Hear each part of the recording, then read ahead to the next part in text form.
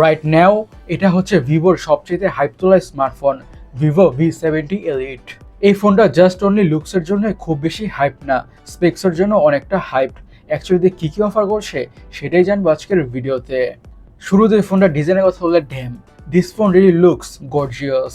ফোনটির ব্যাক প্যানেলটা অথবা ডিজাইনটা দেখতে খুবই প্রিমিয়াম, নট জাস্ট প্রিমিয়াম, ফোনটার লুকসটা থেকে আইফোনের ভাইবস বা ফিল আসছে, রাইট?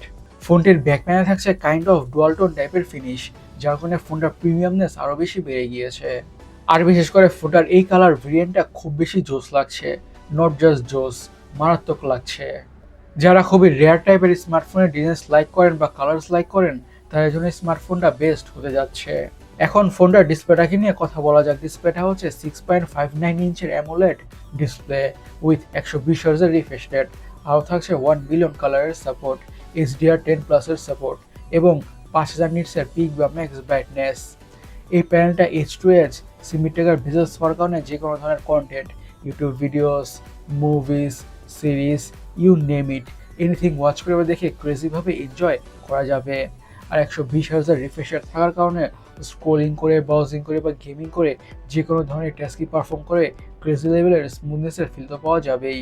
আর যেহেতু থাকছে HDR10+এর সাপোর্ট এবং 1 বিলিয়ন কালারের সাপোর্ট, তার মানে হচ্ছে কালারগুলো হবে খুবই ভাইব্রেন্ট আর পাঞ্চি, আর ব্ল্যাকসগুলো হবে খুবই ডিপ। আর 5000 নিটসের পিক বা ম্যাক্স ব্রাইটনেস থাকার ফলে আউটডোর ভিজিবিলিটি ক্রেজি গুড বা মারাত্মক গুড হতে যাচ্ছে। এখন ফোনটার হার্ড অথবা চিপসেট নিয়ে কথা বলা যাক। ইউজ করা হয়েছে স্ন্যাপড্রাগন 8S Gen 3। এটি একটি 4 ন্যানোমিটার বেসড অক্টাকোর প্রসেসর, আর মিড বাজেটের মধ্যে একটি tried and tested good performing processor. High লেভেলের গেমসগুলোকে মিডিয়াম সেটিংসে খুবই ভালোভাবে খেলা যাবে অথবা রান করা যাবে কোনো ধরনের ইস্যুস ছাড়াই, এবং day to day regular task, social media using, switching between apps, multitasking, এমন যত ধরনের দৈনিক জীবনের কাজ আছে ফোনটা ইজিলি সাথে বা ব্যাটারি স্মুথভাবে হ্যান্ডেল করে ফেলবে, সেই ব্যাপারে বা সেই বিষয়ে কোনো সন্দেহই থাকছে না।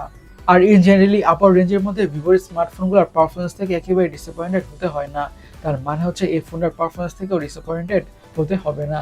এই ফোনটার পারফরমেন্সের ক্ষেত্রে সিম্পলি তো একটা কথা বলা যেতে পারে, this smartphone gonna handle whatever you throw at ইট।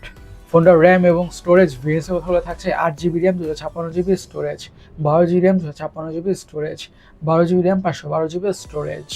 এখন ফোনের অপটিক্স বা ক্যামেরাটাকে নিয়ে কথা বলা যাক। ইউজ করা হয়েছে 50 মেগাপিক্সেলের প্রাইমারি সেন্সর উইথ PDF আর OIS। সেকেন্ডারি ক্যামেরা হচ্ছে 50 মেগাপিক্সেলের periscope telephoto lens with 3.7x optical zoom. Third বা 3 নম্বর ক্যামেরা হচ্ছে 8 মেগাপিক্সেলের আল্ট্রা ওয়াইড অ্যাঙ্গেল সেন্সর। আর ফোনটির ফ্রন্টে ইউজ করা হয়েছে 50 বা 50 মেগাপিক্সেলেরই সেলফি ক্যামেরা। এই ফোনটা থেকে অবভিয়াসলি ক্রেজি গুড পিকচার্স আর ভিডিওস পাওয়া যাবে, সেই ব্যাপারে বা সেই বিষয়ে কোনো সন্দেহই থাকছে না। আর ইন জেনারেলি ভিভোর স্মার্টফোনগুলো পিকচার কোয়ালিটির দিক থেকে এবং ভিডিও কোয়ালিটির দিক থেকে একেবারে টপ নচ বা বেস্ট ইন ক্লাস অথবা বেস্ট ইন বিজনেসই হয়ে থাকে, রাইট? সো এটা বলা যেতে পারে ফোনটার পিকচার কোয়ালিটি এবং ভিডিও কোয়ালিটি আমাদের একেবারে ডিসঅ্যাপয়েন্টেড করবে না। ফোনে দেওয়া থাকছে ডুয়াল স্টেরিও স্পিকার্স। সিকিউরিটির কথা বলে ইউজ করা হয়েছে আন্ডার ডিসপ্লে ফিঙ্গারপ্রিন্ট সেন্সর। এখন ফোনটার ব্যাটারিটাকে নিয়ে কথা বলা যাক। পুরো ফোনটাকে পাওয়ার করছে 6500 mAh ব্যাটারি উইথ 90 ওয়াটের ফাস্ট চার্জিংয়ের সাপোর্ট।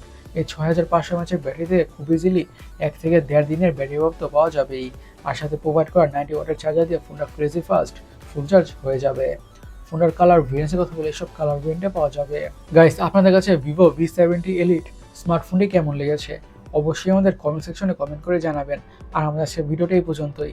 আমি সৈকত, সাইনিং আউট।